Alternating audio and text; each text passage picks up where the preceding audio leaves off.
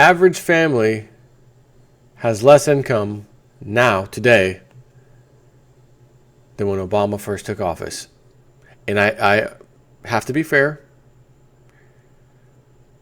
because the presidents are like the conductor of a train. Every 4 years, sometimes 8 years, the conductor gets changed out with a new conductor. He then takes over the train. He's a big shot. I'm the new conductor. Sir, you're driving a train that's going down predetermined tracks. And these tracks are going to take the economy off a cliff. So what that means is it didn't matter if the Republicans won, the Democrats won. We had, John McCain the first time. None of that matters. Mitt Romney, none of it matters. Not even kind of. So in all fairness, since Obama has taken office, things have gotten worse.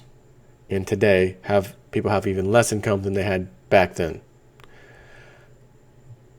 But if someone else was president, I'd be doing the same video probably right now because of the same reasons.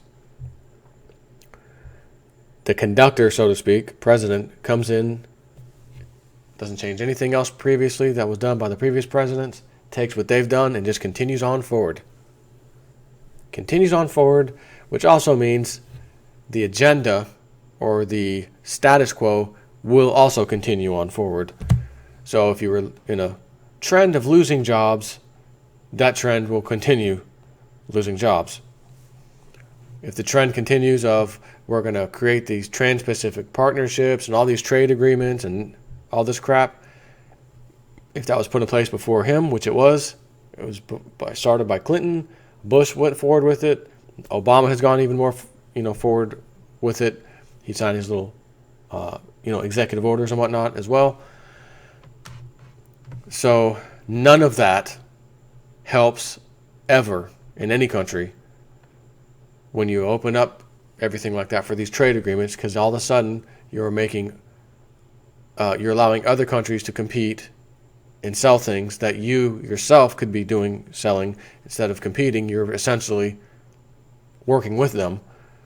But when you have a pretty large part of the population who is not in the workforce anymore, which the numbers I've seen have astounded me, it's not a good idea to do that, because you're putting a nail further in the coffin of this thing. So, it's the article I'm reading here from CNS News. What's the most important economic statistic to gauge a society's prosperity? I often use per capita economic output when comparing nations. But for ordinary people, what probably matters most simply is household income. And if you look at the median household income numbers for the United States, Obamonomics is a failure. Kind of like Obamacare, if I don't mind saying so. According to the Census Bureau's latest numbers, the average family today has less income, after adjusting for inflation, of course, than when Obama took office. In an amazing feat of chutzpah, however, the president is actually arguing that he's done a good job with the economy. His main talking point is that the unemployment rate is down to 4.7%. When I hear that, and even the 5% area, you can only shake your head and laugh in disgust, honestly. Yet, as discussed in this Blaze TV interview, which I'm not going to play, sometimes the unemployment rate falls for less than ideal reasons. Since I'm a wonky economist, I think my most important point was about long-run prosperity being dependent on the amount of labor and capital being productively utilized in an economy. And that's why the unemployment rate, while important, is not as important as the labor force participation rate.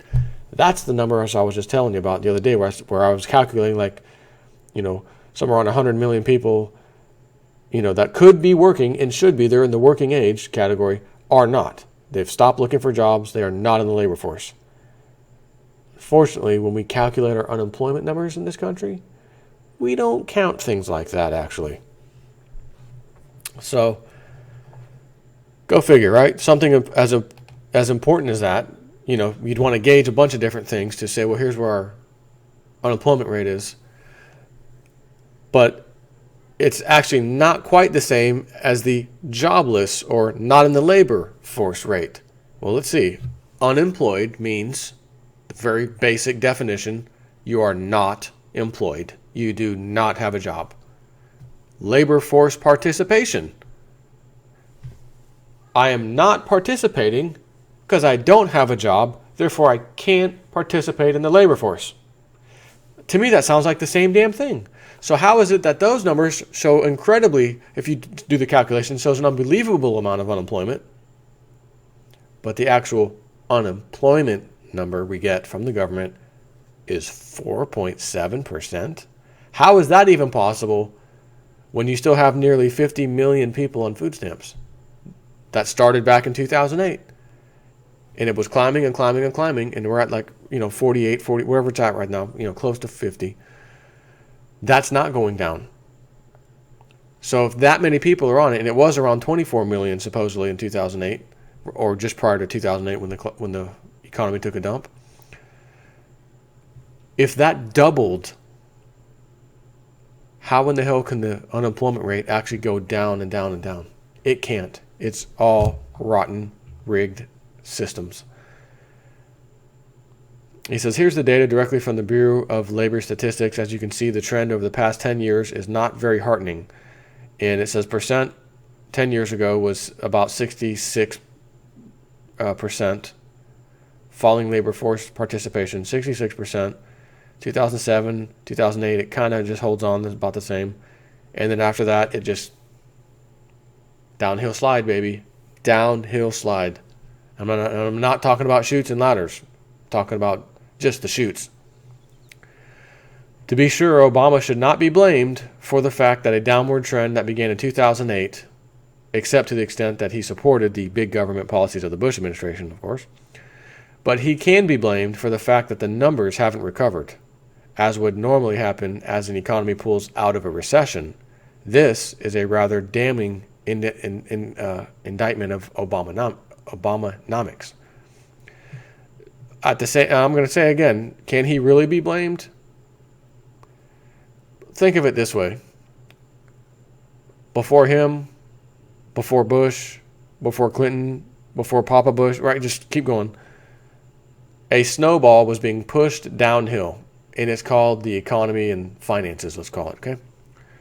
And this snowball was pushed a long, long, long time ago. And once it was pushed, there was no stopping it. And as it went down the hill full of snow, the snowball got bigger and bigger and bigger. And as it went down the hill, there were little stop points where you could kind of just stop off the side and look at what was coming down the hill. And these stopping points were actually presidential elections when a new president would take office. And essentially all the president can do is stand by and wave at the ball, giant snowball, go down the hill to the next one. Maybe it's 8 years down the road, maybe it's 4 years, depending on the president. But by the time it gets to the next one, the snowball's even larger. So again, having said that, you can't really blame Obama and say it's his fault. But you can say you've allowed this to continue, and you may have even pushed the snowball a little bit extra, give it a little extra oomph. You could say that for sure. Continuing on. By the way, I can't resist commenting on what Obama said in the soundbite that preceded my interview. He asserted that, quote, we cut unemployment in half years before a lot of economists thought we could. My jaw almost hit the floor. This is a White House that promised the unemployment rate would peak at only 8% and then quickly fall if the so-called stimulus package was approved. Yet the joblessness rate jumped to 10% and only began to fall after there was a shift in policy that resulted in a spending freeze. In effect, the president airbrushed history and then tried to take credit for something that happened, at least in part, because of policies he opposed. Wow. One final thought. I was asked in the interview which policy deserves the lion's share of the blame for the economy's tepid performance and weak job numbers. I wasn't expecting that question, so I fumbled around a bit before choosing Obamacare. But with the wisdom and hindsight, I think I stumbled onto the right answer. Yes, the stimulus package was a flop, and yes, the Dodd-Frank Act has been a regulatory nightmare, most of which has been deregulated and removed and passed bills that became laws and budgets, and we're going to put in the NDAA, we're going to remove this and all that crap. But Obamacare was and continues to be a perfect storm of taxes, spending, and regulatory intervention. And even the Congressional Budget Office estimates that it cost the economy 2 million jobs. I would say at least 2 million jobs. And again, all these exchanges that were put up, these healthcare exchanges for Obamacare, let me just do a quick, see if I can get the exact number for you. Obamacare exchanges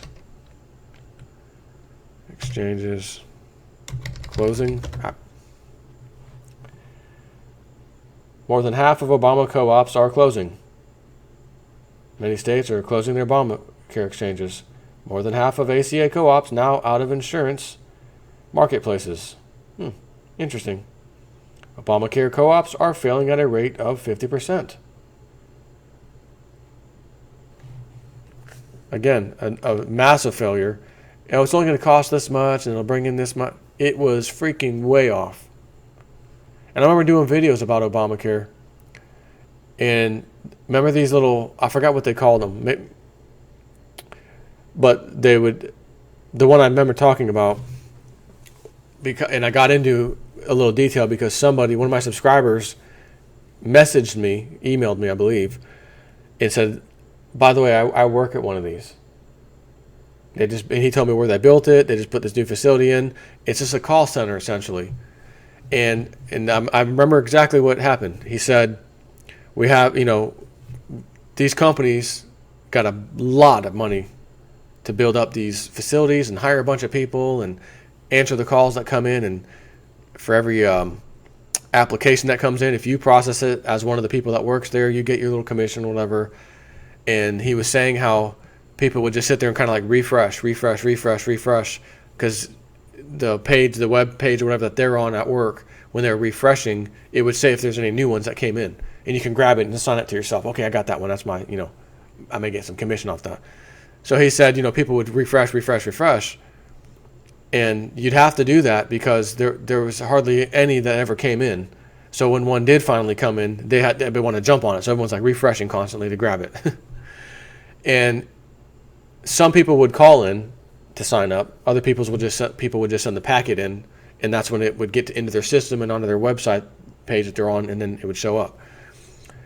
And he said that so few were coming in that, and he gave me the numbers, I think, like in a period of time. He said, here's how many would come in like throughout the day or whatever it was. And this was a while back, so I don't remember that. But it was awful. And I thought how much money was dumped into this company. He said there's one in this state, and then they built another one in either another state or a different part of the state. And, we're hiring a whole bunch of people. He said, we got all these people, and they're making such and such to start per hour, and then they get their commission. He's like, but there's so few of these things coming in. It's like hiring this huge workforce to do the job of 2 or 3 people. Big brand new buildings and equipment and computer. Right? Imagine how much this cost. A few million at least, I'd say, to get started. But he gave me the numbers, and I just don't remember.